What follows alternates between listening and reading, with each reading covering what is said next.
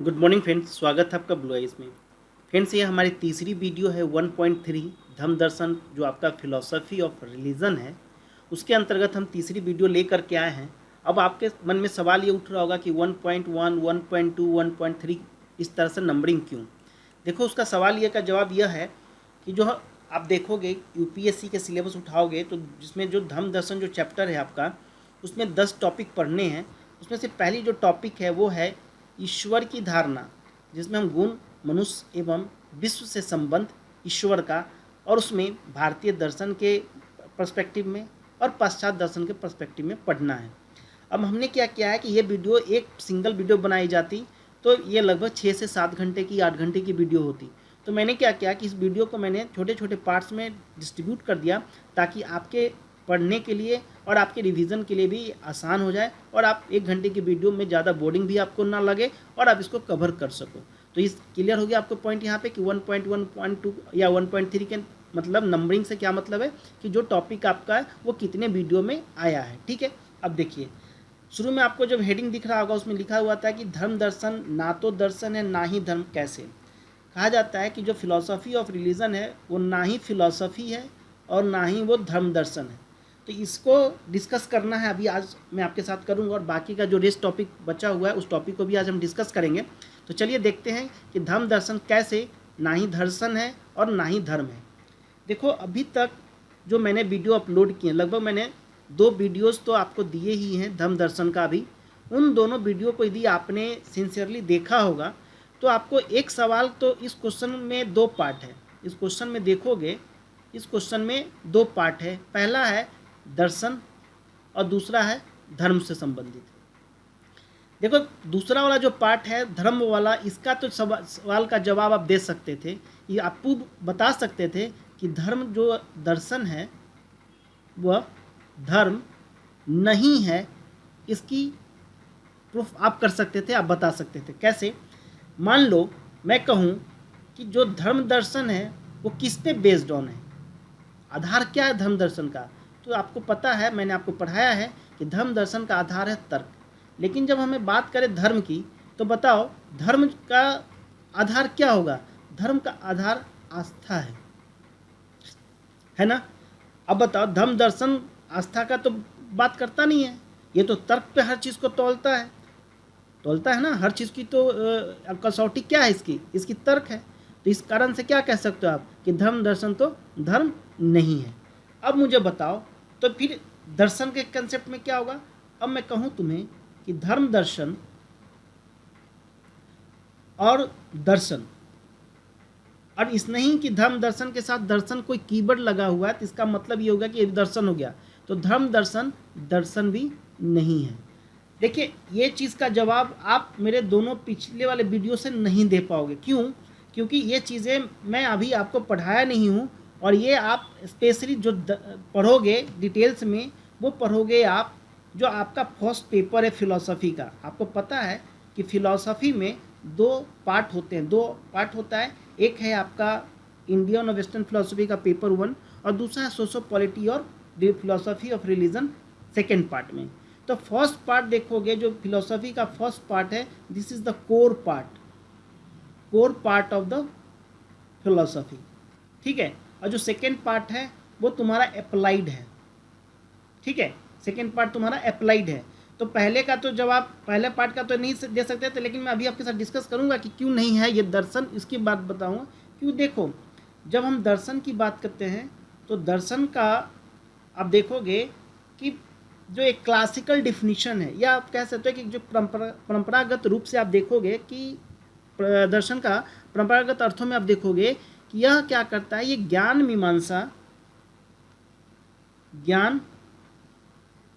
मीमांसा और तत्व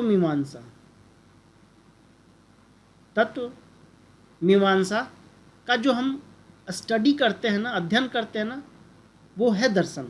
अब यहाँ पे कंफ्यूज मत होना कि पता नहीं अब आप कौन सा नया टर्म यूज़ किया। जैसे ये टॉपिक आएगा वहाँ पे बहुत ही आसानी से मैं क्लियर कर दूंगा, आपको कोई दिक्कत नहीं होगी। ठीक है, तो ये ध्यान रखिएगा। अब मैं सवाल बताऊँ, आप देखोगे कि जब मैंने बात किया था कि धम्म दर्शन जो है बहुत पुराना नहीं है। धर्म दर्शन बहुत पुराना नहीं है, क्योंकि जब देखते हैं कि जब पुनर्जागरण होता है यूरोप में, तब नहीं ना लोगों में तार्किकता आती है, तार्किक रूप से सोचना शुरू करते हैं। लेकिन दर्शन हजारों साल पुरानी है। जैसे आप देखोगे कि ईसा मसीह के दर्शन से आप देखोगे जो 600 साल पहले हमारा जैनिज़्म, बुद्धिज़्म, उससे भी पुराना न्याय दर्शन हो गया, उससे भी पुराना देखोगे वैदिक दर्शन हो गया, उसके भी और पुराने जाओगे और पीछे जाओगे तो उपनिषद आ गया। तो दर्शन तो एक तो बहुत पुराना हुआ, दूसरा कि तार्किक रूपता से भी देखोगे कि मॉडर्न फिलॉसफी में आएगा। मॉडर्न मतलब कहने का मतलब है कि नई विधा है दर्शन का, ये बहुत पुरानी भी नहीं है। और ध्यान रखना यह कि जब हम धर्म दर्शन की बात करेंगे तो धर्म दर्शन का काम क्या है, मैंने पिछले वीडियो में आपके साथ डिस्कस किया था। यह क्या करता है कि जो धर्म के द्वारा, जो धर्म में बताए गए जो सिद्धांत हैं, उसका ये क्या करता है, परीक्षण करता है ना। Are you getting my point? पिछले वीडियो में मैंने आपके साथ डिस्कस किया था कि धर्म दर्शन क्या करेगा कि जो धर्म के द्वारा जो सिद्धांत बताए जाते हैं उसका ये परीक्षण करता है। जबकि दर्शन का काम परीक्षण करना नहीं है, जबकि आप देखोगे कि दर्शन का काम परीक्षण करना नहीं है, जांच कर पड़ताल इंक्वायरी करना दर्शन का कार्य नहीं है। दर्शन का काम क्या है? दर्शन का काम है जीवन और जगत की जो अंतिम सत्य है,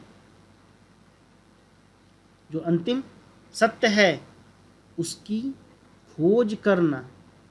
उसकी क्या करना? उसकी खोज करना। ये काम है दर्शन का। लेकिन धर्म दर्शन का काम क्या है कि तार्किक रूप से जो धर्म के द्वारा जो सिद्धांत दी गई हैं, धर्म के द्वारा जो बातें की जाती हैं, उसका वो विश्लेषण करता है, उसकी वो इंक्वायरी करता है, उसमें जो असंगतता है उसको ढूंढने की कोशिश करता है, रेक्टिफाई करने की कोशिश करता है, प्योर बनाने की कोशिश करता है। Are you getting a point? तो अब इस सवाल से आप समझ में आपको आ गया होगा कि धर्म दर्शन ना तो धर्म है और ना ही दर्शन है। Are you getting a point? Clear? तो ये क्वेश्चन मेरे को एक फ्रेंड्स जो आप ग्रुप फ्रेंड हैं आपके टेलीग्राम चैनल पर, उन्होंने मुझसे पूछा था कि सर धर्म दर्शन या तो दर्शन है या तो धर्म। तो देखो जो नए बच्चे होंगे तो उनको तो इतना अभी नहीं सोच पा रहे होंगे, लेकिन जो पुराने बच्चे हैं जो पहले से फिलोसफी पढ़ रखा है उनके दिमाग में सारे टाइप के क्वेश्चंस आते हैं। तो यदि आपको भी लगता है कि जो सेशन में आपको पढ़ा रहा हूँ उसमें यदि कोई डाउट्स वगैरह आपको है तो कमेंट सेक्शन में भी आप पूछ सकते हो, या आप साथ में आकर के टेलीग्राम चैनल्स पे भी जा कर के आप पूछ सकते हैं मुझसे कि जो खास करके ये पॉइंट जरूर याद रखना कि जो सेशन करेंट में चले उसी पे आप क्वेश्चंस करिएगा। क्यों? क्योंकि पहले से भी मेरे बहुत सारे इनिशिएटिव चल रहे हैं, जैसे आप देख रहे होंगे कि स्टैटिक पेपर जो यूपीएससी के प्रीवियस ईयर के पेपर उसको भी सॉल्व कराते हैं हम, और साथ में आपको नए नए कंटेंट्स भी प्रोवाइड करते हैं। तो काफ़ी क्वेरीज भी होता है, बच्चे काफ़ी आंसर लिख करके सेंड भी करते हैं, उससे भी इवैल्यूएट करना होता है। तो इसलिए कोशिश ये करना कि जो सेशन करेंट में चल रहा है उसके जो डाउट्स हैं वो आप मुझसे पूछ सकते हैं। ठीक है, अब देखिए मैं आज की टॉपिक की स्टार्ट करूँ। उस टॉपिक की बात करने से पहले मैं एक रिकैप कर दूं कि मैंने आपको अभी तक क्या क्या पढ़ाया था। आपको ध्यान में होना चाहिए, क्योंकि मैंने आपके साथ 2-3 चीज़ों पे पहले भी बात की थी और आपको को रिलेट कर दूं ताकि आपको कन्फ्यूज़न ना हो। तो मैं प्रीवियस की जो स्लाइड थी मैं उसको एक बार आपके साथ चला दे रहा हूं, 2 मिनट लगेंगे ताकि आपको भी रिकैप हो जाए और आप उसको जोड़ सको अपने आप से कि कैसे हमने किया था। 1.1 में मैंने बताया था आपको, एक तरह से ये बताया था कि सिलेबस को इंटर रिलेटेड करना था, कैसे करना था। साथ में हमने देखा था कि यूपीएससी के जो प्रीवियस ईयर के पेपर्स थे, जो क्वेश्चंस थे, उसको भी हमने आपके साथ डिस्कस किया था। जैसे आपने यहाँ पे देखा होगा कि अंडरलाइन किया हुआ है कि क्या धर्म के नाम पर हिंसा के समर्थन में कोई दार्शनिक तर्क संभव है, इस टाइप के क्वेश्चन यूपीएससी में पूछे जाते हैं। दूसरा ये था कि एक धार्मिक व्यक्ति के लिए कैसे ईश्वर विहीन धर्म की संभावना से इनकार करेगा, इसकी चर्चा करनी थी। और इसकी जो टॉपिक, ये जो क्वेश्चंस का आपका आंसर आप लिखने लायक हो जाओगे, वो आज की वीडियो होगी या तो एक और वीडियो आएगी, तब जाकर के आप इसके आंसर की जवाब दे सकते हैं। और आज के वीडियो में आप इसकी जवाब दे सकते हैं। सेकंड जो क्वेश्चन आपको यहाँ पे दिख रहा है कि ईश्वर की जो state and evaluate the personalistic and impersonalistic aspect of the God, ईश्वर के अवैयक्तिक और अवैयक्तिक स्वरूपों का कथन कीजिए और उसका मूल्यांकन कीजिए। आज इसका आपका कवर हो जाएगा, इसके आंसर आप लिख सकते हो। अगला क्वेश्चन यह था कि क्या ईश्वर विहीन धर्म को उचित सिद्ध कर सकते हैं आप। तो इसकी वीडियो की ये जवाब अभी आप नहीं दे पाओगे, क्योंकि इसकी कंटेंट मैं भी अभी और आगे लेकर के आऊँगा आपके साथ। अब सवाल उठते हैं कि मैंने आपके साथ अभी तक क्या क्या डिस्कस किया, वो मैं एक बार रिकैप करा दूं। मैंने बताया था आपको कि दर्शन का काम क्या है। दर्शन का काम है जांच पड़ताल करना। जांच पड़ताल क्यों करना, ये भी हमने आपको साथ बताया। उसके बाद मैंने आपके साथ डिस्कस किया था, ये तो काफ़ी लंबी डिस्कशन हुई थी। उसके बाद मैंने 1.2 जब वीडियो लेकर के आया था, उसमें मैंने कुछ सवालों के जवाब आपको देने की कोशिश की थी। बताया था मैंने कि प्रकृतिवाद की धारणा क्या है, निवर्ती या अवैक्तिकवाद की धारणा, ये सारे डिटेल में अभी हम करेंगे भी। और मैंने ये चीज़ें कहा था कि इस तरह से आपको नोशन ऑफ गॉड, ईश्वर की जो अवधारणा है उसके अंतर्गत आपको पढ़नी है। उसके बाद हमने आपसे बात किया था कि ईश्वर और मनुष्य के साथ, जगत के साथ कैसा संबंध है, इसकी बात, इन सब की डिस्कस मैंने आपके साथ किया था। और इन सब टॉपिक को आपको एक बार ध्यान में रिफ्रेश हो रहा होगा कि ईश्वर के अस्तित्व के प्रमाण किस तरह से दिए जाते हैं, अशुद्ध की समस्या क्या, इन सब तरह से मैंने आपको एक तरह से यूपीएससी का जो फिलॉसफी ऑफ रिलीजन है उसके सिलेबस से रूबरू कराने की कोशिश आपको की थी। अब उसी के क्रम में मैं आज की जो टॉपिक लेकर के आ रहा हूँ, इसमें कुछ पॉइंट मुझे डिस्कस करना बहुत ज़रूरी है, क्योंकि मैं आगे उस शब्द को यूज़ करूँगा और आपको कन्फ्यूज़न ना हो, इसलिए मैं एक कोशिश कर रहा हूँ कि आप इस चीज़ को आप देखेंगे और कैसे आप उसको एक काम कर लेना कि जो मैं पॉइंट बताऊँ ना तो उसको एक बार ना पेज पे लिख लिया करो, और लिखने के बाद ना उसको एक दो बार पढ़ो। एक दो बार पढ़ोगे ना तो क्या होगा कि वो तुम्हारे क्योंकि देखो होता क्या है कि मान लो हिस्ट्री पढ़ रहे हो या ज्योग्राफी पढ़ रहे हो या तुम करेंट पढ़ रहे हो, मान लो करेंट में आ गया कोई न्यूज़ आ गया आत्मनिर्भर भारत, तो ये ना न्यूज़ तुम बार बार सुन रहे हो, तो सुन रहे हो ना तो तुम्हें ऐसा लगेगा ना कि ये फैमिलियर है मेरे साथ, ठीक है। तुम्हें ऐसा लगेगा ये शब्द बार बार जो शब्द कानों को सुनाई देती है तो वो शब्द के साथ हम फैमिलियर हो जाते हैं। लेकिन फिलॉसफी में बहुत ऐसे टर्म, अभी मैंने जैसे ज्ञान मीमांसा, तत्व मीमांसा जैसे शब्द यूज़ किया, जिन्होंने कभी फिलॉसफी नहीं पढ़ी उन्होंने तो कभी इस शब्द से उनको पाला ही नहीं पड़ा होगा। Are you getting my point? तो अभी मैं जो भी शब्द यूज़ करूँगा, जैसे उपादान कारण क्या होता है, ईश्वर में जड़ क्या है, सौचेतन क्या, ऐसे शब्दों को मैं अभी डिस्कस करूँगा आपके साथ। तो ये सब शब्द ना आपके लिए नए हैं, तो नए शब्द को पहली बार सुनोगे तो अजीब सा लगेगा, लेकिन उसी शब्द को फिर एक बार पेज पे लिख लेना, वीडियो को पॉज कर देना, जो भी लगे तुम्हें पॉइंट, वो पॉइंट को तुम नोट कर लो और फिर ना उसको एक बार रीड करना। इससे क्या होगा ना कि तुम्हें फैमिलियर हो जाओगे शब्दों से, कानों को बार बार सुनने के लिए वो शब्द मिलेंगे। और अब जो फिलॉसफी की पूरी सेशन जो चलेगी ना, उन्हीं सभी शब्दों को मैं बार बार यूज़ करूँगा, तो फिर आपको नया नहीं लगेगा सर ने क्या बोल दिया या कौन से शब्द का इन्होंने उच्चारण कर दिया। तो आर गेटिंग माई पॉइंट? मेरी बात समझ में आ रही है आपको कि आपको करना क्या है कि जो भी शब्द हम यूज़ करें ना उसको एक बार पेज पर लिख लिया करो, ठीक है। चलिए अब आज की जो टॉपिक है, मैंने फर्स्ट टॉपिक में मैं आपको बता दूँ, कुछ महत्वपूर्ण शब्दावलियाँ पूछे जाते हैं, लेकिन उसके पहले मैं एक चीज़ यहाँ पे क्लियर कर दूँ। देखो यूपीएससी का जब प्रीवियस ईयर का, यूपीएससी के प्रीवियस ईयर का, जिसको हम शॉर्ट में लिखते हैं PYQ, प्रीवियस ईयर क्वेश्चंस को, खास करके मेंस के क्वेश्चंस को तुम डिस्कस जब देखोगे ना, एनालिसिस करोगे, तो जो नोशन ऑफ गॉड की बात है, जो ईश्वर की अवधारणा की बात है, मैं इसकी बात कर रहा हूँ, ईश्वर की धारणा की जो बात है, यहाँ पे ना ये जो चैप्टर है इसमें अभी तक ना एक सेक्शन है, वहीं से क्वेश्चन पूछा जाता है, जिसमें से दो पार्ट है, दो ही जगह से इसमें क्वेश्चन आते हैं। पहला तो ये आता है कि ईश्वर की अवधारणा को लेकर के क्वेश्चन तुमसे पूछा जाएगा, ईश्वर की अवधारणा को लेकर के, ठीक है। और दूसरा यहाँ पे क्वेश्चन पूछा जाएगा ईश्वर और जगत के बीच में जो संबंध है ना, उसको लेकर के पूछा जाएगा सवाल, जैसे ईश्वर जगत में है या नहीं, या ईश्वर जगत से बाहर है, इसको लेकर के क्वेश्चन अभी तक पूछे गए। आप प्रीवियस ईयर के पेपर्स उठाओगे तो ये जो अब सेक्शन में अभी डिस्कस कर रहा हूँ, यहाँ से इस टाइप के ही क्वेश्चन आपको पूछे जाते हैं, तो ये ध्यान रखिएगा। एक चीज़ और ध्यान में रखना है कि जब मैं टॉपिक की बात करूँ तो जैसे शब्दावलियों की जो बात थी, उसमें से पहला जो शब्दावली मैं यूज़ कर रहा हूँ वो यूज़ कर रहा हूँ कारण और कारणता, ठीक है। अब देखो जो कारणता होती है ना, कारणता में दो चीज़ आता है, दो पार्ट आता है। एक है निमित्त कारण, निमित्त कारण, और दूसरा है उपादान कारण। थोड़ा ध्यान से समझना, बहुत ही आसान है। एक फिगर आपको दिख रहा होगा, यहाँ पे दिख रहा है ना, कुम्हार है, वो क्या कर रहा है, मिट्टी से दिए बना रहा है और मिट्टी से क्या बना रहा है, घड़ा बना रहा है। इसी के एग्जाम्पल पे मैं आपको समझाऊंगा। देखो जब कोई चीज़ बनती है, ध्यान से समझना मेरी बात को, जब कोई भी चीज़ बनती है, कार्य होती है, ठीक है, जब कोई चीज़ बनती है तो क्या होती है, कार्य होती है, जो बनाती है वो क्या होती है, कारण होती है। तो लिख देते हो मैं, मान लो कोई चीज़ है, कोई भी सामान है, मिट्टी ही है, वो बनती है, तो बनती है तो वो क्या है, कार्य है। और ऐसे ही थोड़े ना बन जाएगी, उसे कोई ना कोई तो बनाएगा ना, जो बनाती है वो कारण है। मतलब कि बिना कारण का, बिना कारण के कोई कार्य, बिना कारण के कोई कार्य उत्पन्न नहीं होता, उत्पन्न नहीं होता।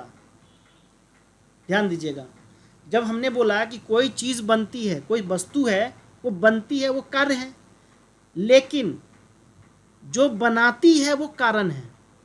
जो बनती है वो कार्य है, जो बनाती है वो कारण है, और बिना कारण का कोई कार्य उत्पन्न नहीं होता। ये बात समझ में आ रही है? नहीं समझ में आया? ध्यान दो, एक चीज़ है जो उत्पन्न करता है, ठीक है, एक चीज़ है जो क्या करता है, उत्पन्न करता है, और एक चीज़ जो है वो क्या होता है, उत्पन्न होता है। तो एक बताओ, एक पहले और एक बाद में होता है ना। पहले क्या होगा, एक चीज़ होगा जो उत्पन्न होगा, और एक चीज़ होगा, एक चीज़ होता है जो उत्पन्न करता है, और एक चीज़ जो होता है वो उत्पन्न होता है। तो दोनों में क्या डिफरेंस समझ में आया कि एक तो पहले होगा और एक क्या होगा, बाद में होगा। तो जब उत्पन्न की बात करते हैं, जब हम उत्पन्न की बात करते हैं, इसका मतलब हो गया कि वो कोई भी घटना हो सकती है, वो कोई वस्तु हो सकता है, या कोई वो कार्य हो सकता है, या कोई वो प्रभाव भी हो सकता है। Are you getting my point?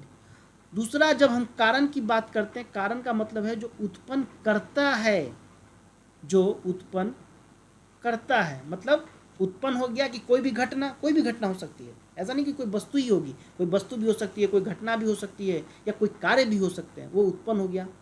कारण हो गया जो उत्पन्न करता है। और ध्यान रखना, उत्पन्न और कारण को जब तुम देखोगे तो कह सकते हो कि ऐसे सिद्धांत को हम कारणता सिद्धांत कहते हैं। क्या कहते हैं इसको? कारणता सिद्धांत कहते हैं। जहाँ उत्पन्न और कारण का सम्मिश्रण हो, जहाँ पे कोई वस्तु, कोई घटना घटती है और किसी न किसी कारण से, तो उसको हम बोलते हैं, उस सिद्धांत को हम बोलते हैं कारणता सिद्धांत। मतलब कि हमें किसी चीज़ के उत्पन्न के लिए कौन कौन सी, कुछ तो महत्वपूर्ण होगी ना। कोई ऐसी घटना तो ऐसी उत्पन्न नहीं हो, उसके लिए कोई ना कोई सिचुएशंस क्रिएट होगा, कोई ना कोई ऐसा कंडीशन बनेगा, तब वो घटना घटेगी। अब जैसे मैं एग्जांपल दूं, जैसे इस एग्जांपल को देखो, ये है तुम्हारे पास लकड़ी। ये क्या है? लकड़ी है। लकड़ी है ना, दिख रहा है? थोड़ा फोटो छोटा हो गया, बड़ा कर दें? चलो थोड़ा फोटो को बड़ा कर देते हैं। ये अब दिख रहा होगा आपको। ये मान लो लकड़ी है, और ये क्या है? ये है चेयर। अब मुझे बताओ, ये जो कुर्सी बनी है, ये किस चीज़ की बनी है? ये कुर्सी बनी है इस लकड़ी से, बनी है ना। मतलब कह सकते हो आप कि जो कुर्सी बनी है, कुर्सी जो है, ये क्या हुआ है? उत्पन्न हुआ है, या किसी न किसी प्रकार का एक कार्य है। ये किससे उत्पन्न हुआ है भाई? तो उत्पन्न हुआ है ये लकड़ी से, ठीक है, लकड़ी से उत्पन्न हुआ है। अब बताओ, ये सिर्फ क्या लकड़ी से उत्पन्न हो जाएगा? इसके लिए भी और भी कुछ चाहिए। इसके लिए हमें कील भी तो चाहिए ना।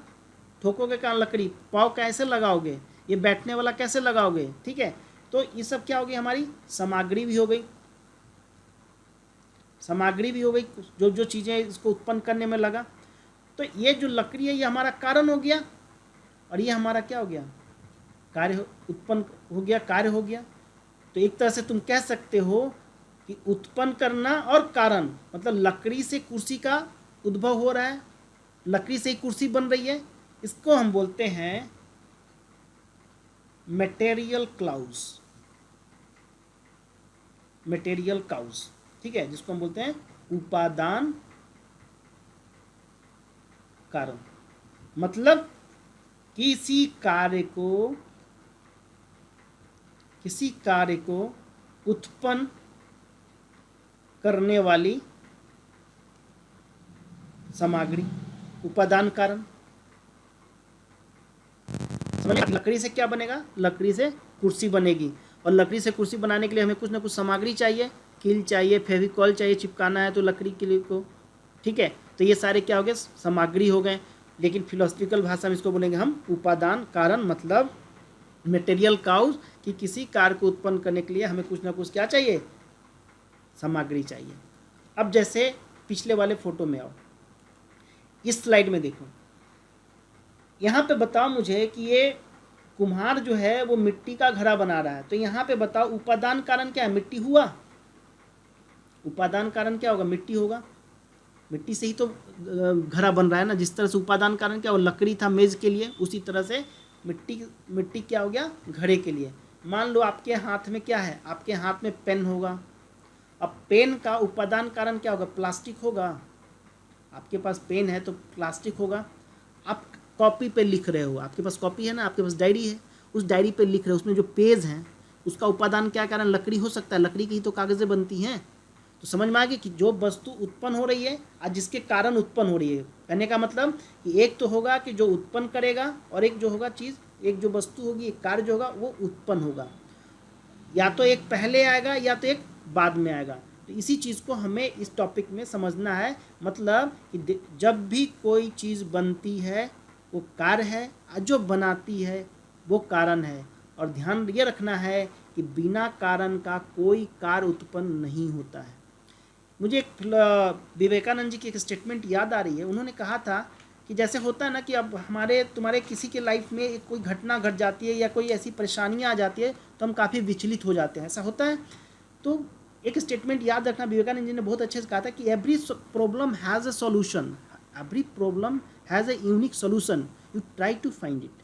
मतलब कोई भी घटना घट रही है, कोई भी परेशानियाँ आ रही है, मुसीबत आ रही है, तो आपका एक न एक सॉल्यूशन है, लेकिन आपको बशर्ते उस सॉल्यूशन को फाइंड आउट करना है, न कि आपको उस प्रॉब्लम से भागना है। मेरी बात समझ में आ रही है आपको? तो वो चीज़ें समझ जाओ यहाँ पे कि कोई भी घटना घटती है यूनिवर्स में, आपके साथ, हमारे साथ, किसी के भी साथ, उसके पीछे कोई ना कोई कारण जरूर होता है। तो वही चीज़ है कि कारण का यहाँ कोई प्रभाव भी हो सकता है, कारण से कोई वस्तु का भी निर्माण हो सकता है। तो इस तरह से कारण कुछ भी हो सकता है। अब देखो, लकड़ी से एक बात बताओ कि लकड़ी से, ये जो मैंने लकड़ी अभी आपको दिखाई थी, इस लकड़ी से बताओ कि हम जंगल से काट के लकड़ी लाएं, पेड़ लाएं, तो क्या वो टेबल बन जाएगा? मेरी बात ध्यान से समझिएगा, मैं इधर उधर की बातें नहीं कर रहा हूँ, मैं आपके टॉपिक से ही बातें कर रहा हूँ, ठीक है। मान लो मैं लकड़ी पेड़ गया जंगल में और पेड़ काट लिया, और पेड़ काटने के बाद पेड़ लेकर के आया और बोला कि चलो कुर्सी बन गई। ऐसा क्या होता है? नहीं। जब तक बढ़ई नहीं आएगा, जब तक वो मिट्टी से घड़ा बनाने के लिए, मिट्टी से ग्लास बनाने के लिए, मिट्टी से दीपक बनाने के लिए कुम्हार नहीं होगा, तो क्या मिट्टी से घड़ा बन सकता है? क्या हम और तुम घड़ा बना सकते हो? नहीं ना। जिसका जो कार्य है वही करेगा ना। तो कुर्सी को, लकड़ी से यदि कुर्सी हमें बनानी है तो उसके लिए हमें कोई ना कोई मिस्त्री चाहिए, कोई ना कोई कारपेंटर चाहिए। कारपेंटर ही तो बनाएगा। अरे गेटिंग माय पॉइंट? मैं क्या समझाने की कोशिश कर रहा हूँ, आपको समझ में आ रहा है? मैं कह रहा हूँ कि यदि मान लो तुम्हारे पास कोई उपादान कारण है, तुम्हारे पास सामग्री है, तो कोई तुम वस्तु कैसे बनाओगे? उसके लिए कोई ना कोई एक तो होगा, चाहे इंटरफेयर करेगा ना। मतलब कि लकड़ी से यदि आपको मेज़ बनानी है, लकड़ी से आपको टेबल बनानी है, आपको डेस्क बनानी है, तो उसके लिए आपको एक मिस्त्री चाहिए, एक कारपेंटर चाहिए। क्यों? क्योंकि लकड़ी जो वो निष्क्रिय है। लकड़ी क्या है? लकड़ी निष्क्रिय है। इसमें सक्रियता तो डालनी पड़ेगी ना। मान लो लकड़ी क्या है? वो निष्क्रिय है, इसमें तुम्हें सक्रियता डालनी पड़ेगी। और सक्रियता कौन डालेगा? उसके लिए आपको बढ़ई चाहिए, उसके लिए आपको कुम्हार चाहिए, उसके लिए आपको कारपेंटर चाहिए, कोई ना कोई चाहिए, तभी तो उसमें सक्रियता डालेगा। तो ये लोग क्या हो गए? जब हम बढ़ई की बात कर रहे हैं, जब हम कुम्हार की बात कर रहे हैं, ये सारे लोग क्या हो गए? इनको हम बोलेंगे निमित्त कारण। अब देखो कौन कौन चीज़, 2-3 चीज़ें सीखा ना हमने। पहला हमने क्या सीखा? हमने सीखा उपादान कारण, सीखा, हमने सीखा निमित्त कारण, सीखा, हमने देखा उत्पन्न कारण, देखा कारण की सामग्री, देखा, ऐसे सब सीखे। अरे गेटिंग माय पॉइंट? तो निमित्त कारण, अब आपसे जब भी मैं कहीं पे भी फिलॉसफी में कहीं पे टर्म यूज़ करूंगा कि देखो ये निमित्त कारण, तो समझ में आ जाएगा ना आपको कि भाई सर बात कर रहे हैं कि कोई भी वस्तु किसी चीज़ से बनेगी तो बनाने वाला कोई ना कोई तो होना चाहिए ना, क्योंकि वो वस्तु तो निष्क्रिय है, और निष्क्रिय है तो उसमें तो सक्रियता तो डालनी होगी। और सक्रियता डालने के लिए हमें क्या करना होगा? ना किसी को अंदर इंटर करानी पड़ेगी, तभी वो बनेगा। पहली बात। दूसरी बात कि उपादान कारण, जो मटेरियल काउज है उसको हम उपादान बोलेंगे, क्योंकि किसी वस्तु को बनाने के लिए और भी तो चीज़ें चाहिए, और भी तो सामग्री चाहिए। कुर्सी ही बनाना है तो उसके लिए कील चाहिए, उसके लिए फेविकॉल चाहिए। चिपकाओगे कहाँ से? कील एक पे एक लकड़ी को जोड़ोगे कैसे? उसके कील चाहिए। तो ये सारे क्या हो जाएंगे, उपादान कारण हो जाएंगे। और जो व्यक्ति आकर के जो जो जो जिसके द्वारा भी वो यदि उस निष्क्रिय वस्तु में सक्रियता डाली जाती है तो उसको बोलते हैं निमित्त कारण। और जब भी निमित्त कारण आए तो बस दिमाग में ये मेंटल पिक्चर बना लेना कि बढ़ई और कुम्हार की टाइप का कोई होगा जो आकर के निमित्त कारण, मतलब उस वस्तु को उत्पन्न करने में किसी न किसी का इन्वॉल्वमेंट होगा। अब एक चीज़ देखो, यहाँ ध्यान से समझना। एक सवाल यहाँ उठता है कि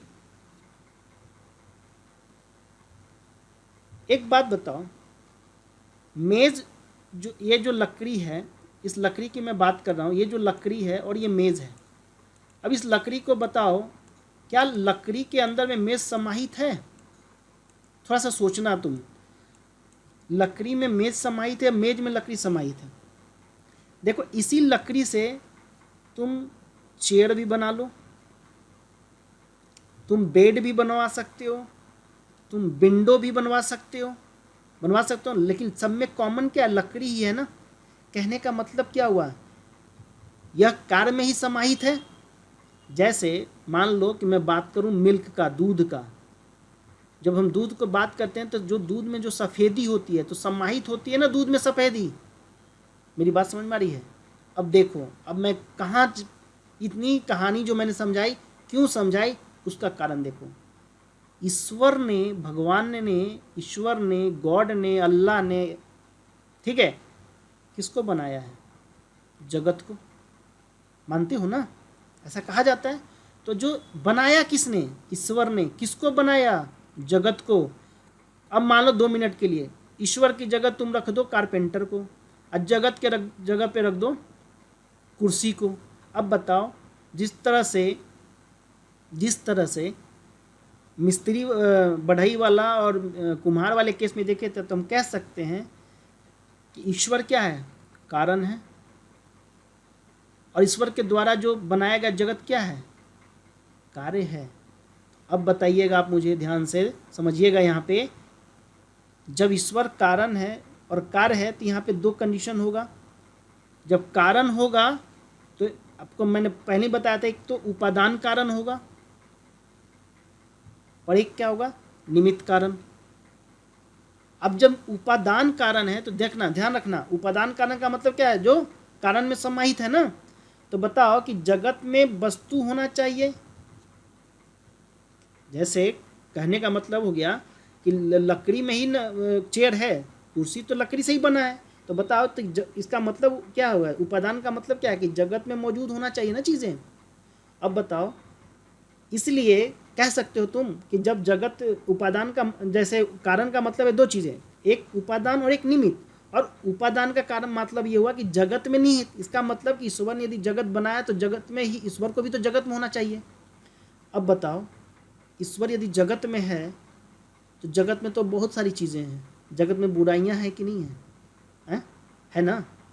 एक बात और चीज़ बताओ, जब बुराइयां ईश्वर जगत में भी है और नश्वर चीज़ों में भी तो ईश्वर होगा, क्योंकि जगत में जो चीज़ें वो शाश्वत तो है नहीं ना कि हमेशा रहेंगे। लकड़ी, जो मान लो तुमने लकड़ी से कुर्सी बना दी, कल के डेट में कुर्सी सड़ती भी तो है, कल के डेट में कुर्सी टूटती भी तो है। तो इसका मतलब होगा कि नश्वर जो चीज़ें होंगी उसमें भी ईश्वर होगा। तो ईश्वर क्या हो जाएगा? नष्ट हो जाएगा। जब हम बोल रहे हैं कि जगत में सारी वस्तुएं हैं तो ईश्वर ने जगत को बनाया है, तो जगत में ईश्वर को होना चाहिए। और जब जगत में ईश्वर है तो ईश्वर भी नश्वर हो जाएगा, विनाश हो जाएगा ईश्वर का भी। क्यों? क्योंकि जब कुर्सी से को तुमने लकड़ी से जब तुमने कुर्सी को बनाई है तो कुर्सी भी तो टूटती है, कुर्सियाँ भी तो सड़ती गलती हैं। बात समझ में आ रही है? इसीलिए ध्यान रखना कि यहाँ पे देखोगे कि जब सब चीज़ ईश्वर भी जगत में ही है तो फिर हम क्यों पूजा पाठ करें भाई? क्योंकि हम भी तो जगत में ही हैं, तो हम में भी ईश्वर है। और एक बात बताओ, कोई खुद की पूजा थोड़े ना करेगा। लोग क्या करते हैं? दूसरों से अपनी पूजा करवाते हैं, खुद अपनी कोई पूजा थोड़े ना करता है। कहने का मतलब क्या कि भक्ति खत्म हो जाएगी। यदि हम मान ले कि ईश्वर भी जगत में है तो फिर किस बात की भक्ति? किस मंदिर में पूजा और किस मस्जिद में नमाज? जब सब चीज़ ईश्वर जगत में ही है तो फिर तो सब में ईश्वर समाहित है ना। मेरी बात समझ में आ रही है? यदि मान लो मेज़ सड़ जाता है, मेज़ टूट जाती है, इसका मतलब क्या हो सकता है? हम कह सकते हैं ना कि कार्य की जो गुणवत्ता है, कार्य की जो क्वालिटी है, वो कौन निर्धारण करता है? वो उपादान निर्धारण करेगा। मतलब जो लकड़ी जितनी अच्छी होगी उसकी कुर्सी उतना ही अच्छी होगी। आप जब कोई सामान खरीदने जाते हो तो देखते हो ना कि किस चीज़, कौन सी लकड़ी की कौन सी सामान बनी हुई है। तो कहने का मतलब हो गया कि यदि वो कुर्सी खराब होती है, इसका मतलब क्या है? लकड़ी खराब होती है, ना कि कुर्सी। तो अब देखो यहाँ पे, यहीं पे वो फंस जाते हैं लोग जो ईश्वर के लेकर के रिजिड होंगे। वो कहेंगे कि ईश्वर ने जगत को बनाया है। तो बोला कि भाई जब ईश्वर ने जगत को बनाया है तो जगत में इतनी सारी बुराइयां हैं, तो बताओ बुराइयां आई कैसे? ईश्वर से ही तो आएंगी ना फिर, क्योंकि बनाने वाला जब प्योर होगा तो प्योर ही बनेगा। मतलब लकड़ी यदि अच्छी होगी तो कुर्सी अच्छी बनेगी, यदि लकड़ी खराब है तभी तो कुर्सी सड़ रही है, लकड़ी कुर्सी गल रही है। अब देखो, मैंने उपादान को डिस्कट कर लिया। क्यों? क्योंकि हमने माना कि उपादान का मतलब क्या है कि जो जगत में मौजूद होना चाहिए, और इसलिए जगत को ईश्वर नहीं बनाया, तो इसलिए ईश्वर भी जगत में होगा। और जगत में यदि कोई बुराइयां आ रही है, इसका मतलब ईश्वर में बुराइयां थी। यदि जगत में कोई वस्तु है वो नश्वर है, तो इसका मतलब ईश्वर भी नश्वर हो गया। मेरी बात समझ में आ रही है? तो उपादान कारण तो यहाँ कैंसिल हो गया। ईश्वर को, अब जो आपने कहा था ना कि ईश्वर ने किसको बनाया? जगत को बनाया। तो ईश्वर क्या है? कारण। कारण में दो चीज़ें हमने देखी, एक उपादान और एक निमित्त। अभी मैंने उपादान आपको डिस्कस किया, तो उपादान के तहत तो ईश्वर का खंडन हो जा रहा है। अब देखो निमित्त कारण को। अब मैं यदि कहूँ कि कार्य जो है, यदि हम कार्य को संपन्न होने से क्या होता है? कार्य संपन्न होने से अलग हो जाता है निमित्त। कैसे? बढ़ई जो बढ़ई है, वो कुर्सी बनाने के बाद बढ़ई का काम खत्म हो जाता है या नहीं हो जाता है? जो कारपेंटर है, जब वो कुर्सी बना लेता है तो उसका काम खत्म। जो आपका कुम्हार है वो घड़ा बना देता है, दीपक बना देता है मिट्टी का, बनाने के बाद क्या होता है? वो हट जाता है। इसका मतलब तुम कह सकते हो, जब उपादान में तुमने कहा कि ईश्वर जगत में है तब तो खंडन हो जा रहा है, तो तुमने कहा कि नहीं, ईश्वर जो है ना जगत बना करके ईश्वर चला गया, मतलब ईश्वर बाहर निकल गया। अब जगत में यदि कोई गलतियां हो रही हैं तो उसमें ईश्वर का इन्वॉल्वमेंट नहीं है, क्योंकि ईश्वर अब जगत में है ही नहीं था। मुझे बताओ, यदि हम ईश्वर को निमित्त माने तो जगत से वो ईश्वर क्या है? वो जा चुका है, जगत में तो है ही नहीं। तो फिर एक बात बताओ, ये भगवान को पूजा करना, नमाज पढ़ना, चर्च में जाके कैंडल जलाना क्यों कर रहे हो? क्योंकि ईश्वर तो जगत में है ही नहीं, ईश्वर तो जगत से जा चुका है। दोनों जगह फंसते हैं। निमित्त मानो तो भी प्रॉब्लम, उपादान मानो तो भी प्रॉब्लम। मेरी बात समझिएगा। और मैं यहाँ पे एक पार्टिकुलर मैं आप लोगों को धर्म के विरुद्ध भड़का नहीं रहा हूँ, मैं आपको कोई धर्म के विरुद्ध ज्ञान नहीं दे रहा हूँ। मैं आपके सिलेबस के अकॉर्डिंग, जो धर्म दर्शन का जो सिलेबस है और धर्म दर्शन का जो बेस है, कि हम किसी भी चीज़ को तार्किक रूप से उसको एनालिसिस करते हैं, तो वही मैं यहाँ पे कर रहा हूँ और ये आपका सिलेबस का पार्ट है। तब बताओ, उपादान में तो तुमने ईश्वर को उपादान मानेगा, इसका मतलब है कि ईश्वर जगत में है और जगत में इतनी सारी बुराइयाँ भी है। तो जगत में जब भैया बुराइयां भी है तो ईश्वर में भी बुराइयां होगी, क्योंकि ईश्वर ही ने ही तो जगत को बनाया है ना।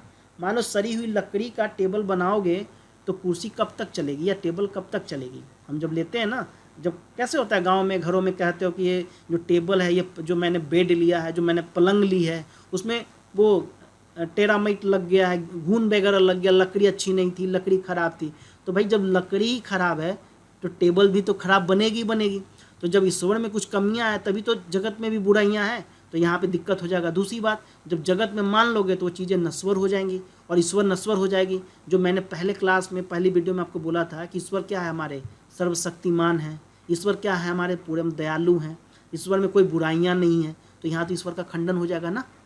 दूसरा पॉइंट है निमित्त कारण में। निमित्त कारण में बोला कि मान लो, लोग कहेंगे कि नहीं, निमित्त कारण है, ईश्वर ने जगत बनाया और ईश्वर चले गए। तो भाई मुझे ये बताओ, हम मंदिर में पूजा क्यों करें?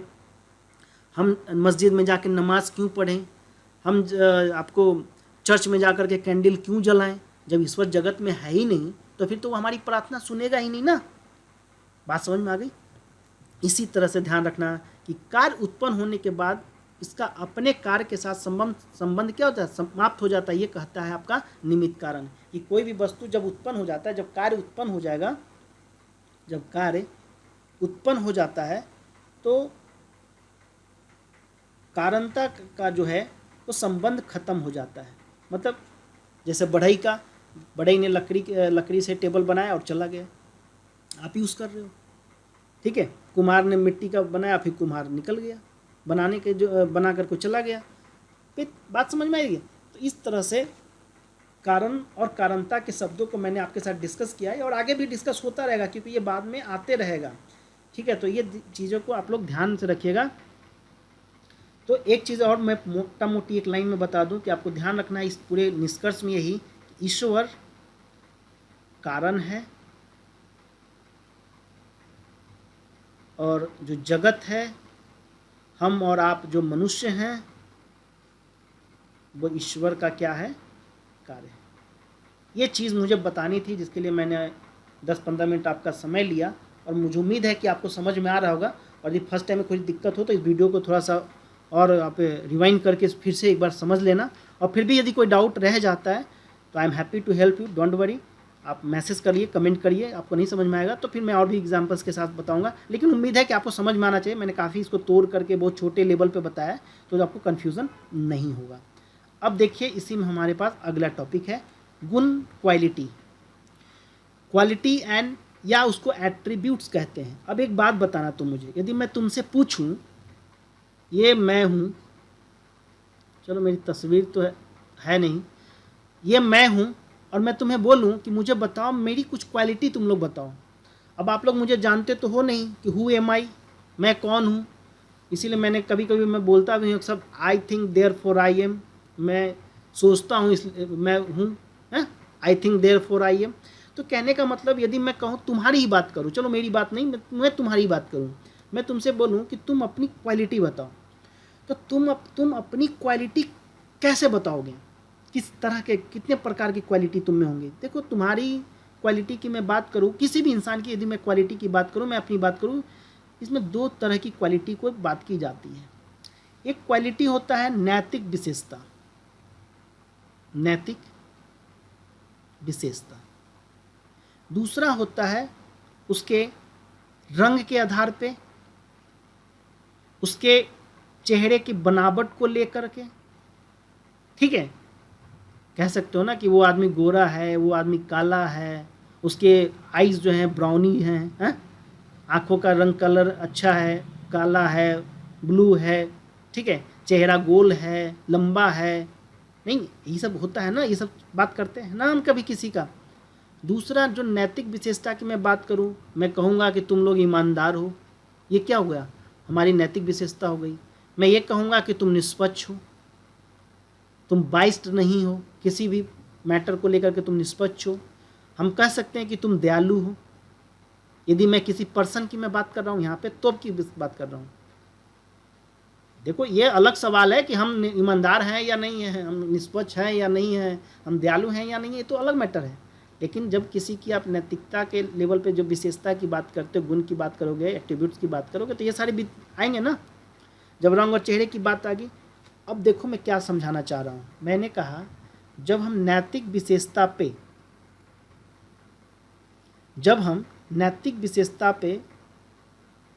जिसके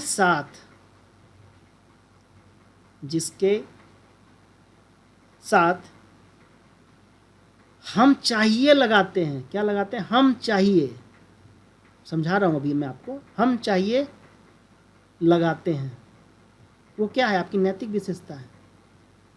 एक अच्छी बहू चाहिए, एक आदर्श पत्नी चाहिए, एक आदर्श फ्रेंड चाहिए, ठीक है, एक आदर्श ईमानदार आदमी चाहिए, निष्पक्ष इंसान चाहिए, दयालु इंसान चाहिए, मतलब आपको चाहिए, डिज़ायर आप लगा रहे हो ना, सो चाहिए होना चाहिए। तो नैतिक तो वही है ना कि आपको एक अच्छे इंसान होना चाहिए, आप एक अच्छे विद्यार्थी होना चाहिए, आप यही सोचोगे। तो जहाँ पे चाहिए लगाते हैं, ठीक है, तो इसको हम ऐड कर लेंगे जो नैतिक विशेषता, जो एक आदर्श आइडियोलॉजिकली बात करने के बाद कि हमारा समाज ऐसा होना चाहिए, हमारी सरकार जो हो समाज कल्याण करना चाहिए, ठीक है, इस तरह की जो चाहिए का कीवर्ड लगाते हैं उसको नैतिक विशेषता में। अब बताओ, ऐसी चर्चा जब हम किसी के गुणों की करते हैं, मतलब उसका रंग कैसा है, उसका चेहरा कैसा है, उसके चेहरे की बनावट कैसी है, ठीक है, उसके दांत कैसे हैं, उसके नाक कैसे हैं, उसके पैर कैसे हैं, जब हम ऐसी विशेषताओं की, ऐसे गुणों की चर्चा करते हैं तो इसको हम बोलते हैं तत्वमीमांसीय गुण, तत्वमीमांसीय गुण। क्योंकि हम उसके तत्व की बात करते हैं, मतलब हम Meta physical attributes, Meta physical attribute की बात करते हैं। ठीक है, मतलब वो क्या है इसकी बात कर रहे हैं। ठीक है, समझ में आ रही बात? तो ध्यान रखिएगा, ये सब चीज़ें एक और फिलोसफी का है, आगे भी हम बताएंगे आपको, तो समझ में आना चाहिए आपको। जब हम क्वालिटी या गुण की मैं बात करूँ एक पर्सन को लेकर के, तो दो चीज़ें मैंने आपको बताई।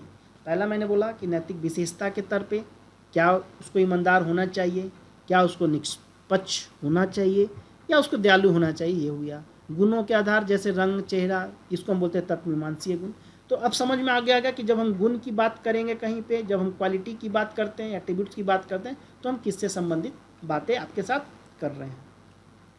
अगला जो टॉपिक है फ्रेंड्स, वो टॉपिक है जड़, चेतन, भौतिक, सचेतन। जड़, भौतिक, चेतन, सचेतन। अब देखो जड़ क्या होता है। कहा जाता है कि जड़ वो होता है जिसमें गति हो, जिसमें गति का अभाव हो, उसको हम बोलते हैं जड़। बोलते ना कभी कभी एकदम जड़ गए हो क्या, मतलब बैठ गए हो तो उठा ही नहीं जा रहा है तुमसे। समझ में आई बात? मतलब कि उसमें गति ही नहीं है। जैसे लकड़ी, अब बताओ लकड़ी में क्या, वो तो जड़ ही है ना, उसमें गति है कहाँ? लकड़ी को जहाँ रख दो वहीं तो रखा रहेगा। बात समझ में आ रही है? तो इसके कहने का मतलब हो गया कि जिसमें गति का अभाव हो उसको हम जड़ कहते हैं। अब देखो प्रैक्टिकल एग्जांपल मैं बता रहा हूँ। जैसे मैं बात करूँ फीलिंग का, होता है ना कभी कभी हम लोग बोलते हैं ना, रियाज मूड अच्छा नहीं लग रहा, फीलिंग्स अच्छी नहीं आ रही है। फीलिंग क्या है? वो जड़ है। पेन, सैडनेस, ये सब क्या है? जड़ है। इस सब में क्या देखते हो? सुख है, दुख है, ये सब क्या है? आपका जड़ है। जब हम बात करते हैं भौतिक का, तो इसमें क्या होगा? इसमें मोशन होगा, इसमें गति होगी, जबकि इसमें गति नहीं होगी। इसको बोलते हैं भौतिक। जैसे पेड़, अभी ये मत बोलना कि सर पेड़ टहलता थोड़े ना है, अभी इसका मतलब ये मत समझिएगा आप। ठीक है, तो कहने का मतलब कि मोशन का मतलब जिसमें मोशन है, जिसमें इफिशियंसी है, जैसे पेड़। जब हम चेतन की बात करें, चेतन में किसको करोगे? मान लो चिड़ियाँ हैं, बर्ड है, पशु पक्षियाँ हैं, एनिमल्स हैं, पशु पक्षी, ये सारे के सारे चेतन हैं। ठीक है, जब हम सचेतन की बात करते हैं तो सचेतन में आएंगे, देखिए कौन?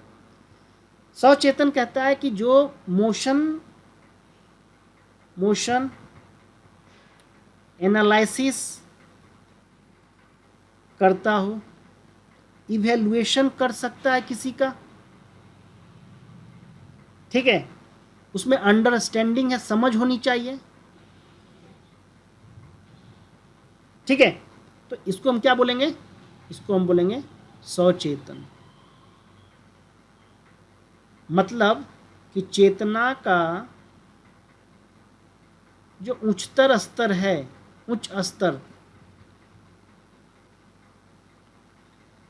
चेतना का जो उच्च स्तर है उसको हम बोलते हैं सचेतन। चारों पॉइंट आपको क्लियर हुआ? जड़ जिसमें कोई गति नहीं, कोई मोशन नहीं, भौतिक जिसमें मोशन होगा, गति होगा। ठीक है, चेतन जैसे पशु पक्षी ब्रीडिंग करेंगे ना, ये तो ब्रीडिंग करेंगे। ठीक, तो ये सारे क्या हो गए? चेतन हो गए। सचेतन जिसमें मोशन भी है, जो एनालिसिस करने की जिसमें शक्ति है, किसी को इवैल्यूएशन करने की शक्ति है। जैसे मैं एक बात बोलूं, जब हम चेतना की बात, एक तो चेतन हो गया, एक बात हम करते हैं चेतना का, या यूं कहो कि आत्मा की मैं बात करूं, सोल की, जिसको अंग्रेजी में हम सोल बोलते हैं, जो चेतना की चर्चा करता है, जो चेतना की चर्चा करता है, चेतना की चर्चा करता है, ठीक है, वो क्या कहलाएगा? वो आध्यात्मिक कहलाएगा ना। आप कहते हो ना कि आध्यात्मिक गुरु हैं, स्पिरिचुअल गुरु, वो किसकी बात करते हैं? वो आत्मा की तो बात करते हैं ना। सारे धर्म में क्या देखते हो आप? जो भी धर्म है, चाहे वो हिंदू धर्म हो, चाहे वो इस्लाम हो, चाहे वो क्रिश्चियनिटी हो, सारे धर्म में किसकी बात होती है? शरीर के बाद की बात करते हैं ना वो। हाँ, इस्लाम में कहा जाता है 72 हूर की नूर की मुलाकात है। हिंदू धर्म में देखोगे मरने के बाद स्वर्ग मिलेगा। पता नहीं किसी ने देखा है कि नहीं देखा है, भगवान जाने। किसने देखा है? किसी ने देखा है कि स्वर्ग होता कैसा है। तो कहने का मतलब सारे धर्म में शरीर के बाद की बात करते हैं। यानी किसकी बात करते हैं? यानी वो आत्मा की बात करते हैं। और जो आत्मा का डिस्क्रिप्शन करता है फ्रेंड्स, याद रखना, वो हमारा जाता है स्पिरिचुअलिज्म में, आध्यात्मिकतावाद में। तो ध्यान रखना कि जिसमें आत्मा वगैरह की बात करता है उसमें आदमी बोलते हैं ना कि कोई आदमी आध्यात्मिक है या नहीं। आध्यात्मिक होने का मतलब वही चेतना की बात कर रहा है, आफ्टर द डेथ। ठीक है, सोल की बात हो रहा है, शरीर के मरने के, शरीर के बाद की बात हो रही है। अब यहाँ पे एक चीज़ ध्यान में रखना कि जो आध्यात्मिकतावाद है, आध्यात्मिकतावाद, और एक शब्द होता है भौतिकतावाद। एक शब्द है भौतिकतावाद। भौतिकतावाद को हम बोलते हैं सुखवाद। ठीक है, प्लेजर, खुशी।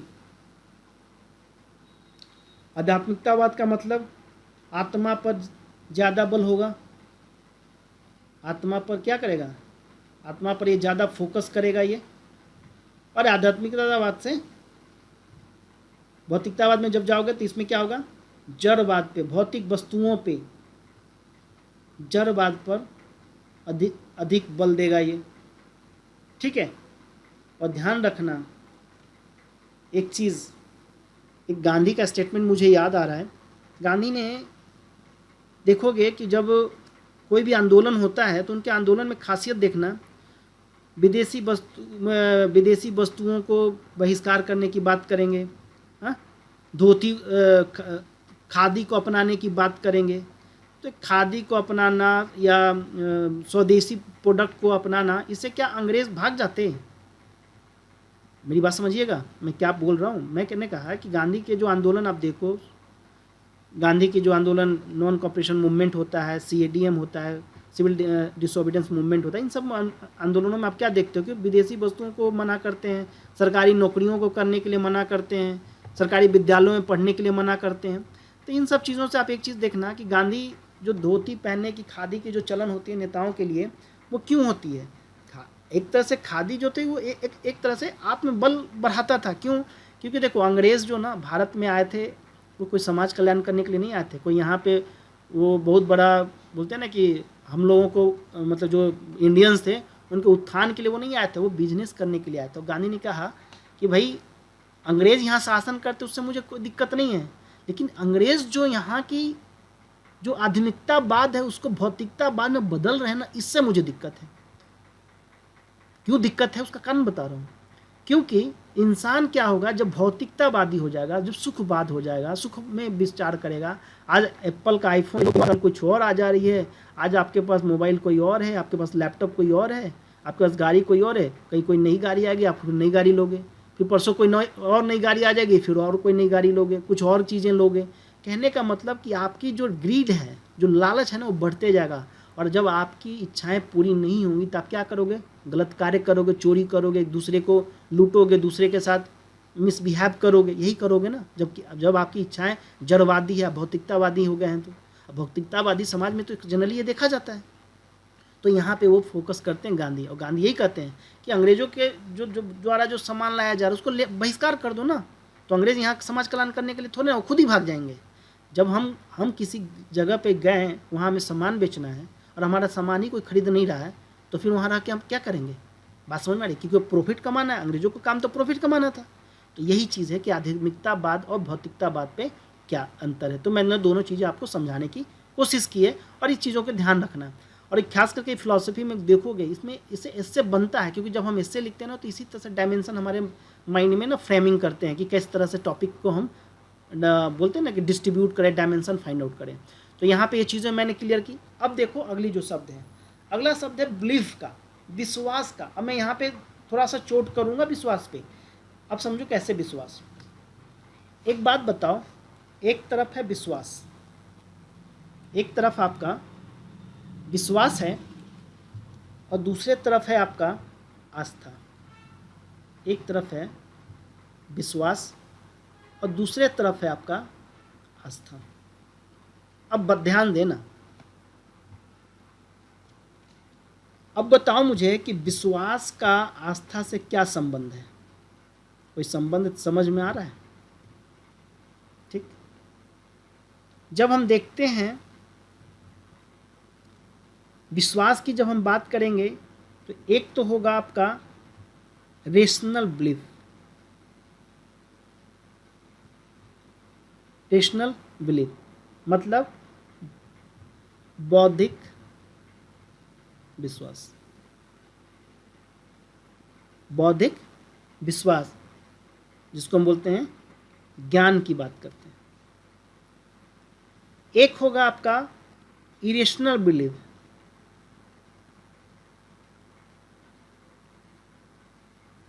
इरेशनल बिलीफ जिसको बोलते हैं हम अंधविश्वास। ठीक, अब समझना। और एक होता है तीसरा नॉन रेशनल बिलीफ।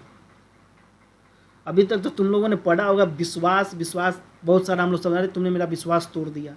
अरे भाई कौन सा विश्वास मैंने तुम्हारा तोड़ा? पहले तो ये बताओ, यदि फिलोसफी का स्टूडेंट हो और उससे कोई कहे कि तुमने मेरा विश्वास तोड़ दिया, तो पहले पूछेगा कि कौन सा विश्वास, क्योंकि हम तीन तरह का विश्वास जानते हैं। एक तो रेशनल विश्वास, रिलेशनल बिलीफ, बौद्धिक विश्वास।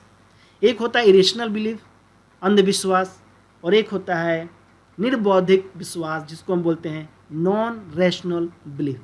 अब बताओ, तुम मुझसे पूछोगे कि तुम्हारा कौन सा विश्वास मैंने तोड़ दिया, अब तो कंफ्यूज हो जाएगा इंसान, हो जाएगा ना। अब मैं समझाता हूँ कि कौन सा विश्वास तुम लोगों का टूटने वाला है। पहला बात कि जब हम बौद्धिक विश्वास की बात करें, पहली बात जब हम बात करें बौद्धिक विश्वास का, अब देखो जब हम बात करते हैं बौद्धिक विश्वास जिसको बोला जाता है रेशनल बिलीफ। देखो, जिसको तर्क से सिद्ध किया जाए ना, ध्यान रखना, जिसको तर्क से, किसी को भी आप तर्क से सिद्ध कर सकते हो, मतलब तर्क से जिसका समर्थन तुम कर सकते हो, ठीक है, उसको हम बोलते हैं बौद्धिक विश्वास, जिसको हम नॉलेज भी कहा जाता है। ठीक है, जिसको क्या कहोगे तुम? नॉलेज भी कह सकते हो। मतलब जिसका आपका तर्क के द्वारा आप सिद्ध कर सकते हो, वो आपका बौद्धिक विश्वास। इसको हम बोलते हैं ट्रू जस्टिफाई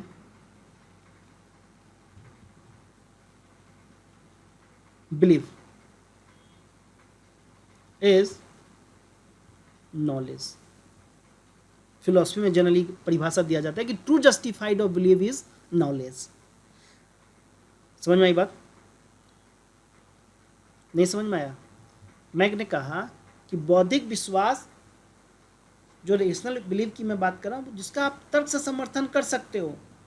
कहने का मतलब कि जो चक्रवात आया है उसको तुम तर्क से सिद्ध कर सकते हो कि चक्रवात इधर इस एरिया में ही क्यों आया। ठीक है, बात समझ में आ रही है? कि जिसको आप तर्क के आधार पे सिद्धि जिसकी कर सकते हैं, वो विश्वास, वो नॉलेज आपका बौद्धिक विश्वास है। ठीक, दूसरा मैंने जो बोला था कि अंधविश्वास की, जब मैं बात कर रहा था कि जो अंधविश्वास है जिसको हम बोलते हैं इरेशनल बिलीव, तो इरेशनल बिलीव में क्या होता है कि देखो, जब तर्क के साथ सिद्धि कर दी है तब तो बौद्धिक विश्वास, लेकिन जिसका तुम तर्क से खंडन हो जाए, तर्क से जिसका खंडन हो जाए, नहीं समझे बात को?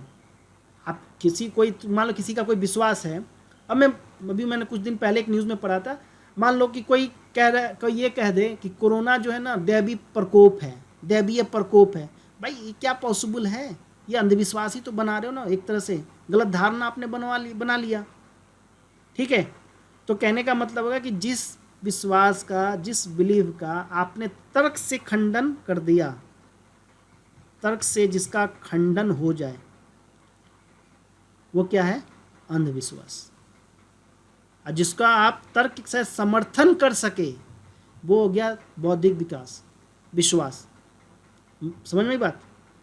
तीसरा पॉइंट आता है फ्रेंड्स, वो है तुम्हारा निर्बौद्धिक विश्वास, जिसको हम बोलते हैं इरेशनल नॉन रेशनल बिलीव। मतलब निर्बौद्धिक विश्वास, देखो ये ना आस्था पे टिका होता है, फेथ पे भी टिका होता है। जैसे सपोज करो मैं तुम्हें एक सिचुएशन देता हूँ, तुम लोग भी सोचो। मैं तुम्हें कहूँ कि भाई मैं जब भी किसी मंदिर में जाता हूँ, मैं जब भी किसी गुरुद्वारे से गुजरता हूँ, या मैं किसी गुरुद्वारे में जाता हूँ, मैं जब भी कभी किसी मज़ार पे जाता हूँ, किसी मस्जिद में जाता हूँ, तो मुझे ना एक शांति की अनुभूति होती है। I am feeling very glad, मुझे खुशी महसूस होती है। हाँ, अब बताओ कि क्या तुम मेरे इस फीलिंग का,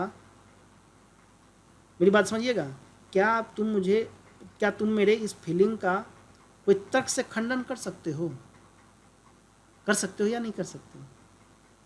मान लो कोई कहता है कि मैं वैष्णो देवी जा रहा हूँ, कोई कहता है मैं मक्का मदीना जा रहा हूँ, मुझे सुखी की अनुभूति होती है। मैं किसी मंदिर में बैठता हूँ, मैं किसी मस्जिद में बैठता हूँ, मैं किसी गुरुद्वारे में बैठता हूँ, तो मुझे एक अलग अजब सी शक्ति मिलती है। अब इसका किसी तर्क से तुम क्या खंडन कर सकते हो? तुम ना ही किसी तर्क से इसका खंडन कर सकते हो और ना ही किसी तर्क से इसका समर्थन कर सकते हो। और यही तुम्हारा क्या है? निर्बौद्धिक विश्वास है, यही तुम्हारा आस्था है, यही तुम्हारा फेथ है। मतलब कि जिसका तर्क से ना तो खंडन कर सकते हो और ना ही तर्क के द्वारा किसी का समर्थन किया जा सकता है, उसे ही हम क्या कहते हैं? उसे ही हम आस्था कहते हैं। मेरी बात आपको लोगों को समझ में आ रही है या नहीं आ रही? मैं ऐसे ये लेक्चर लगता है बहुत लंबा हो गया। चलो कोई नहीं, फिनिश कर देते हैं आज इस टॉपिक को। एक वीडियो इस पर और आएगा, 1 या 2 वीडियो और आएंगे, तब जा कर के ये टॉपिक आपका कंप्लीट होगा। तो देख, मैंने अभी क्या बोला कि नॉन रेशनल, मैंने बोला कि भाई मैं गिरजाघर जा रहा हूँ, गिरजाघर में जाके प्रार्थना करता हूँ तो मुझे खुशी की अनुभूति होती है। मैं गुरुद्वारा जाता हूँ, मैं मस्जिद में जाता हूँ, मैं मंदिर में जाता हूँ, तो मैं एक अलग से अनुभूति होती है। तो आप मेरे इस तर्क, मेरा जो आप ये जो बिलीफ है, जो मेरी आस्था है, जो मेरा फेथ है, ना ही आप किसी तर्क के द्वारा इसका आप खंडन कर सकते हो और ना ही आप इसका समर्थन कर सकते हो। इसीलिए कहा जाता है कि ऐसे विश्वास को हम नॉन रेशनल बिलीफ, निर्बौद्धिक विश्वास कहते हैं। इसी को आस्था और फेथ का बात किया जाता है। अब देखो, मैं कुछ पॉइंट यहाँ पे डिस्कस कर रहा हूँ, थोड़ा सा पॉइंट ध्यान देना। मान लो आप कह सकते हो कि जो धर्म दर्शन है उसका कार्य क्या है? आप ये कह सकते हो ना कि धर्म दर्शन का कार्य क्या है? अंधविश्वासों का पता लगाना। यही करता है ना कि जो धर्म जो सिद्धांत देता है, धर्म में जो बातें कही जाती हैं, उन बातों को क्या करता है धर्म दर्शन? जांच पड़ताल करता है। मतलब एक तरह से जो धर्म दर्शन है उसका काम क्या है? उसका काम है अंधविश्वासों का पता लगाना, कह सकते हो। अब पता लगा कर कुछ क्या करेगा? अंधविश्वास को बाहर करेगा। जैसे एक एग्जाम्पल मैं तुम्हें बताऊं, ध्यान देना इस एग्जाम्पल को, थोड़ा सा कंटेम्प्रेरी है। एक बात बताओ, सुप्रीम कोर्ट ने आस्थाओं के किसी भी धर्म विशेष के संदर्भ में क्या कहा? यही कहता है ना सुप्रीम कोर्ट कि यह आस्था आपका धर्म का मूल विशेषता नहीं है। यदि कोई बात यदि होता है ना कि हम धर्म को लेकर के, किसी बात को लेकर के हम कहते हैं कि हमारे धर्म में दखल है सरकार का, तो हम कोर्ट जाते हैं। आर्टिकल 32 के तहत हमारे अधिकार का हनन हो रहा है। अब कोर्ट क्या करती है? कोर्ट यही करती है ना कि वो देखती है कि जो चीज़ आप जो कोर्ट के सामने लाए हो, क्या वो आपके धर्म का मूल विशेषता है या नहीं है।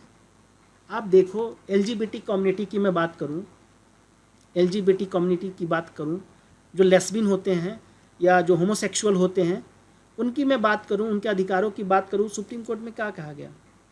हो सकता है हमारा दृष्टिकोण, आपका दृष्टिकोण, ठीक है, इन LGBT लोग जो होते हैं, कम्युनिटी के जो लोग होते हैं, उनके अधिकारों को लेकर के क्या है, अलग अलग हो सकता है ना। क्योंकि लेकिन आप एक चीज़ ध्यान रखना कि इनका जो सेक्सुअल ओरिएंटेशन है वो प्रकृति के द्वारा निर्धारित है। उनका जो सेक्सुअल ओरिएंटेशन है क्या प्रकृति के द्वारा बनाया गया है। इसका अपोज देखोगे, चाहे वो हिंदू धर्म हो चाहे वो इस्लाम हो, हर किसी ने क्या क्या अपने धर्म में इसको गलत माना है, क्योंकि इनका मानना क्या है कि ये जो समलैंगिक लोग हैं ये अनैतिक हैं। तो हम कह सकते हैं क्या हमारा यही विश्वास एक समय में क्या हो जाता है, निर्बौद्धिक हो जाता है। आज क्या हो गया, आज जब सुप्रीम कोर्ट ने मोहर लगा दी, अब LGBT कम्युनिटी अपनी शादियां भी कर सकते हैं। ठीक है, आई ना ये फैसला 377 का, आर्टिकल 377 का सेक्शन 377 का मामला आया कि नहीं आया। तो इसमें क्या हुआ, अब क्या हुआ, तो अब बदल गया लोगों का। अब आप उनको नहीं कह सकते, कानूनी अधिकार उनको मिल रहा है उनके अधिकार को लेकर के। तो बताओ मुझे कि हमारा यही विश्वास जो है, हमारा जो फेथ है, एक समय में क्या हो रहा है, निर्बौद्धिक हो जा रहा है, आस्था का सवाल बन जा रहा है, या किसी समय वो अंधविश्वास का भी पार्ट हो रहा है। और जब उस पर से अंधविश्वास हट रहा है, आस्था हट रही है, तो फिर बौद्धिक विकास भी हो जाता है। इसलिए हम कह सकते हैं कि विश्वास जो बिलीव है, जो हमारा विश्वास है वो डायनेमिक है। वो क्या है, वो डायनेमिक है, वो समय समय पे बदलते रह रहा है। एक ही विश्वास कभी निर्बौद्धिक भी हो जा रहा है, कभी बौद्धिक भी हो जा रहा है, और कभी वो अंधविश्वास का भी रूप ले ले रहा है। LGBT को लेकर के ही मैंने एग्जाम्पल आपको दिया। जब तक आपको ज्ञान नहीं हुआ, जब तक आपको ज्ञान नहीं हुआ आप उस चीज़ को मानते चले। जिस दिन आपका ज्ञान हो गया, वो भ्रम टूटा आपका, फिर आपका विश्वास बदल गया किसी चीज़ को लेकर के। ये सब प्रैक्टिकल लाइफ में आप देखना, किसी चीज़ को आपने मान लिया कि ऐसा करेंगे तो ये हो जाएगा, ऐसा करेंगे, लेकिन जिस दिन हुआ वैसा कुछ नहीं होता है, तो फिर हमें लग रहा है मैं तो गलती में ही सोच रहा था कि ऐसा कुछ सिचुएशंस क्रिएट होगा। ऐसी बहुत सारी चीज़ें होती है प्रैक्टिकल लाइफ में, आपको दिखेगा। तो ये सब अंधविश्वास भी हो सकता है। तो विश्वास का ही डायनेमिक नेचर है। अब बताओ कैसे कोई आस्था बदलता है, या आस्था का जो कह सकते हो कि एक दायरा जो है वो कैसे घटता बढ़ता। आप देखोगे कि जैसे जैसे साइंस का डेवलपमेंट होगा, जैसे जैसे मैं बोलूँ कि जैसे जैसे आप देखोगे विज्ञान का विकास होता है, वैसे वैसे हमारा आस्था का जो दायरा है ना वो भी घटता जाता है, घटेगा। आपको पता चलते रहेगा। कुछ लोग सूर्य की पूजा करेंगे, ईश्वर मानते हैं, हिंदू धर्म में ईश्वर मानते हैं, सूर्य को, सूर्य की पूजा करते हैं, लेकिन साइंस उसे कहता है तो आग का एक गोला है, हाइड्रोजन है, हीलियम है। बात समझ में आ रही है। तो मतलब कि जैसे जैसे साइंस की डेवलपमेंट होगी, साइंस का विकास होगा, वैसे वैसे हमारा जो आस्था है वो धीरे धीरे घटता चला जाएगा। अब यहाँ पे मैं दो चीज़ों की बात करूँगा। एक मैं बात करूँगा शब्द है, वो शब्द है धर्मनिरपेक्षता।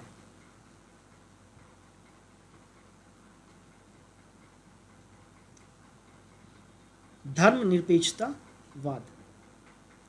देखो ये सारे टॉपिक्स हैं आपके, और ये टर्मिनोलॉजी मैं डिस्कस कर रहा हूँ क्योंकि ये आगे बहुत जगह यूज़ होगा। जिन मसलों को लेकर के, जिन मैटर को लेकर के, जिन पहलुओं को लेकर के पहले हम धार्मिक पर आस्था का मसला समझते थे, जो भी चीज़ें हमारे सामने आ जाती थी, जो भी इवेंट्स आता था, जो भी घटना आता था, उस पर हम धार्मिक पर आस्था का मसला समझते थे। और ध्यान रखना है कि जब हम ये जान गए कि वह धर्म पर आस्था का मसला नहीं है, बल्कि किसका मसला है, वो तर्क का मसला है। हर चीज़ को तुम धर्म पे जोड़ लोगे, यही होता है ना। कोई भी चीज़ होता है, हमने किसको जोड़ लिया, धर्म से जोड़ लिया, लेकिन वो जनरली वो धर्म पर आस्था का मसला नहीं है, जबकि वो तर्क का मसला है, तर्क का, रेशनलिटी का, सोच, तर्क बुद्धि का, तर्क का मसला है। तब हम ऐसा कह सकते हैं कि राज्य जो नीतियाँ बनाएगी, जो सरकार है, जो स्टेट है, राज्य जो है, राज्य जो नीतियाँ बनाएंगी, जो रूल बनाएंगे, जो नियम बनाएंगे, वो बनाते समय किस पे ध्यान देगा, किस पे बताओ, आस्था पे या तर्क पे। राज्य जो भी नीतियाँ बनाएगी, जो भी कानून बनाएगी ना, उसको बनाते समय उसका आधार आस्था नहीं होगा, उसका आधार तर्क होगा। बात समझ में आ रही है। क्योंकि जब तुम आस्था पे बेस्ड कोई कानून बनाओगे ना, तो वो प्योरिटी होगी ही नहीं, क्योंकि आस्था किस पे, बिलीफ किस पे बना हुआ, आपके पीछे का, आपका धर्म में। और धर्म में भी कोई सिद्धांत यदि गलत है तो फिर आपका आस्था भी तो गलत होगा ना। और आस्था जब गलत होगा और उस पर बेस्ड ऑन तुम कोई कानून बनाओगे, कोई विधियाँ बनाओगे, तो विधियाँ भी तो गलत बनेगी ना। इसलिए किस पे विधियाँ बनेगी? तर्क पे बनेगी। और ध्यान रखना, इसी को हम क्या कहते हैं? धर्मनिरपेक्षता। धर्मनिरपेक्षतावाद हम इसी को कहते हैं कि जब राज्य कोई नियम, कोई कानून, कोई विधि बनाती है और उसका आधार आस्था न हो करके तर्क होती है, तब हम कहते हैं धर्मनिरपेक्षतावाद। बात समझ में आई? अब बताओ, अब क्या आप मानोगे कि राजनीति हमारी क्या है? आस्था का मामला है कि धर्म तर्क का मामला है? अब हम मानने लगेंगे ना कि राजनीति हमारा आस्था का नहीं है बल्कि तर्क का मामला है। मेरी बात समझ में आ रही है आप लोगों को या नहीं आ रही है? Are you getting my point? इस तरह से इस टॉपिक को इस तरह से हमें डिस्कस करना था, इन पॉइंटों को हमें आपके सामने रखना था। और मैंने कोशिश की अपने तरफ से, मैंने बेस्ट कोशिश करने की कोशिश की कि ताकि आपको ये दिक्कत ना हो किसी चीज़ को समझने में। तो फ्रेंड्स, ये वीडियोस हम यहीं पे क्लोज करते हैं क्योंकि काफ़ी लंबी वीडियो हो जा रही है। तो आई होप आपको ये वीडियो सेशन अच्छा लगा होगा और उम्मीद करता हूँ कि आप आगे भी इसी तरह से वीडियो को लाइक करेंगे, क्योंकि देखिए मैंने यहाँ पे कोई भी चीज़ मैं छोटे लेवल पर नहीं बता रहा हूँ, मैं पूरी सिलेबस करा रहा हूँ। जो बच्चों ने पढ़ा होगा ना फिलॉसफी पहले से, उनको लग रहा होगा कि व्हाट आई एम सेइंग, मैं क्या कह रहा हूँ और मैं क्या दे रहा हूँ। कुछ नए बच्चे होंगे, उनको पता नहीं क्या लग रहा होगा, लेकिन मेरे पे फेथ करो, मैं कोई गलत नहीं बता रहा हूँ और कुछ भी चीज़ें मैं गलत पढ़ा भी नहीं रहा हूँ। बेस्ड ऑन माई नॉलेज, ठीक है, मेरे नॉलेज के अकॉर्डिंग ये बेस्ट है। मैं चीज़ों को कवर करने की कोशिश कर रहा हूँ और मुझे लगेगा कि कहीं पे कोई रेक्टिफाई करना है तो मैं आगे के वीडियो में करूँगा भी, यदि मुझे कहीं पे आइडेंटिफाई होता है। लेकिन मैंने जितनी भी चीज़ें आपको बताई है एक प्रिसाइज मैनर में डिटेल करने की कोशिश की है, ताकि आप जब फिलॉसफी की जब पेपर्स आपके सामने आए तो आपको इन सब चीज़ों को ले करके एक डायलेमा ना हो, क्रिएट ना हो कि पता नहीं कैसे लिखेंगे, क्या करेंगे, क्या नहीं होगा। तो ऐसी कोई चीज़ें आपके सामने उत्पन्न नहीं होंगी, ये मेरी गारंटी है। दूसरी बात, बस आपको ये करना है, अभी जो वीडियोस आपके पास आए उस वीडियो को सुनो, कुछ पॉइंट नोट कर लो, कोई डाउट हो, क्योंकि देखो दो ही कंडीशन में डाउट नहीं होता है, या तो आपको पूरा समझ में आ गया और या तो आपको पूरा समझ में नहीं आया है। मेरी बात समझिएगा, हम किसी से डाउट कभी नहीं होता ना कि एक तो मुझे समझ में नहीं आया, क्या सामने वाले ने क्या डिलीवर किया लेक्चर मुझे समझ में नहीं आया, और दूसरा हो गया कि हमें पूरा समझ में आ गया। और जो फर्स्ट टाइम पढ़ रहे हैं तो मुझे इतना तो उम्मीद है कि उनको पूरा शायद समझ में नहीं आया होगा, कुछ ना कुछ तो रहा ही होगा। तो आप अपना डाउट ज़रूर क्लियर करें, क्योंकि अभी ये वीडियो बहुत लंबा चलेगा, क्योंकि लगभग जब मैं ऑफलाइन क्लासेस लेता हूँ तो 6 महीने 5 महीने की क्लासेस होती हैं, तो वीडियोस तो रिकॉर्ड करके आपको दिया जा रहा है, तो वीडियोस भी आपको कम नहीं होंगे, कम से कम 150-200 वीडियोस हो जाएंगे आपके, ठीक है। तो कोशिश कीजिएगा कि जिनको टारगेट है पेपर देने का, तो शुरू में जैसे जैसे वीडियो आए उसको निपटाते चलो, नोट्स थोड़ा पॉइंट लिख लिया करो, और आगे जो मैं नोट्स बना के भी आपको दूंगा उसको भी आप यूज़ करना। बाकी जो मैंने बुक्स पहले भी बताया था कि HP सिन्हा की बुक आप देख सकते हैं, धम्म दर्शन का, तो इस तरह से बुक आप लेकर के उसको रेफ़र भी कर सकते हो। और आज की वीडियो को मैं फ्रेंड्स यहीं पे समाप्त करता हूँ और यही कहूँगा दोस्त, फाइनली थैंक्स फॉर वॉचिंग।